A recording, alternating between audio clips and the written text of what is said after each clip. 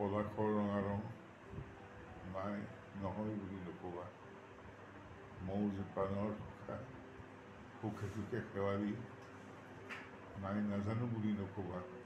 বিশিষ্ট অভিনেতা জয়ন্ত ভাগৱতীৰ কাইলৈ হ'ব কঁকালৰ অস্ত্ৰোপচাৰ। চিকিৎসাৰ সম্পূৰ্ণ দায়িত্ব ল'লে ৰাজ্য চৰকাৰে। প্ৰথম খবৰৰ বাতৰিৰ পিছতেই GMCHত মুখ্যমন্ত্ৰী।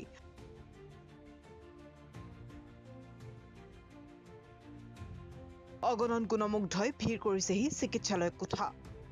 বিগত এসপ্তাহ ধৰি KGMTত চিকিৎসাধীন হৈ থকা বিশিষ্ট অভিনেতা জয়ন্ত ভাগৱতীক অৱশেষত লৈ অনা হ'ল GMCHলৈ।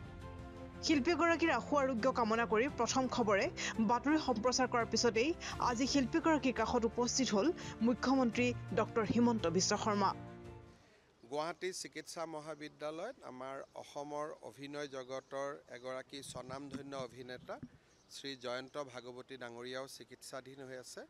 তেখেতৰো খা খবৰ ল'লোঁ আৰু তেখেতৰ চিকিৎসাৰ সম্পূৰ্ণ খা খৰচ ৰাজ্য চৰকাৰে বহন কৰিব। মই প্ৰিন্সিপাল ডাঙৰীয়াক কৈছোঁ যাতে তেওঁ কোনো ধৰণে তেওঁৰ আৰ্থিক অসুবিধাৰ কাৰণে যাতে তেওঁৰ চিকিৎসাৰ কোনো অসুবিধা নহয়। জয়ন্ত ভাগৱতীৰ চিকিৎসাৰ সমস্ত দায়িত্ব গ্ৰহণ কৰিব এতিয়া ৰাজ্য চৰকাৰে। উল্লেখ্য যে বিচনাৰ পৰা পৰি চিকিৎসাধীন হৈ আছিল শিল্পী জয়ন্ত ভাগৱতী। কঁকালৰ হাড় ভঙাত গুৰুতৰভাৱে অসুস্থ হৈ পৰে শিল্পীগৰাকী। আমি KGMTৰ পৰা কালি দুইমান বজাত ইয়াতে অনা হৈছে। অপাৰেশ্যনটো এতিয়া ডক্টৰে চাই পিনে কালি কৰিম বুলি কৈছে। এতিয়া মেইনলি মানে তেখেতৰ প্ৰেছ মেকাৰটো আছে। চ' সেই প্ৰেছ মেকাৰটোৰ কাৰণে মানে তেখেতৰ অকণমান জটিল বুলি কৈছিলে। তাৰপিছত আজি ডক্টৰে ক'লে যে একো প্ৰব্লেম নাই, আমি প্ৰেছ মেকাৰৰ আপোনাৰ একো হেৰি নহয়, আমি নৰ্মেলি অপাৰেশ্যনটো কৰিম। তো তেখেতে কৈছে আৰু আজি চব কামখিনি ব্লাড টেষ্ট কৰিলে কিবাকিবি কৰিলে। চ' কালি কামখিনি চব কৰিম বুলি কৈছে আৰু কালি অপাৰেশ্যন কৰিম বুলি কৈছে। হয় GMCতে হ'ব।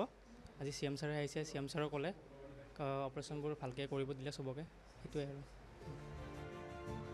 ইফালে শিল্পীগৰাকীৰ কাষত অজস্ৰ গুণমুগ্ধৰ উপস্থিতিত তেওঁ যেন পুনৰ জি উঠিছে।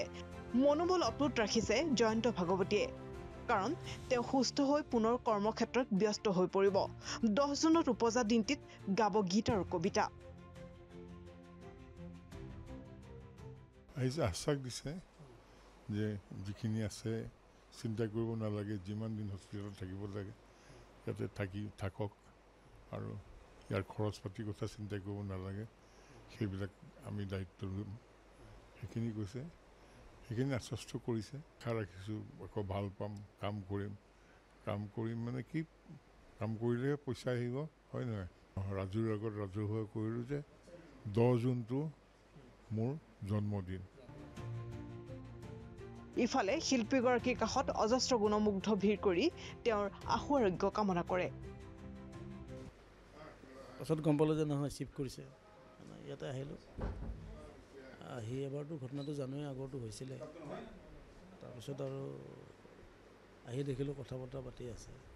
ভগৱানক ভাবিছোঁ বৰ শক্তিশালী হৈ আছে, মনেৰে বহুত শক্তিশালী হৈ আছে আৰু অসমৰ ৰাইজৰো আশীৰ্বাদ আছে।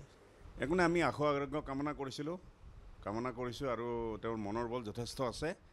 মই ভাবোঁ অতি সোনকালে ভাল হৈ উভতি যাব আৰু অভিনয় জগতত আৰু অনবদ্য অৱদান আগবঢ়াব। গুৱাহাটীৰ পৰা ৰাজু কলিতাৰ সহযোগত নিউজ ডেস্ক ৰিপৰ্ট, প্ৰথম খবৰ।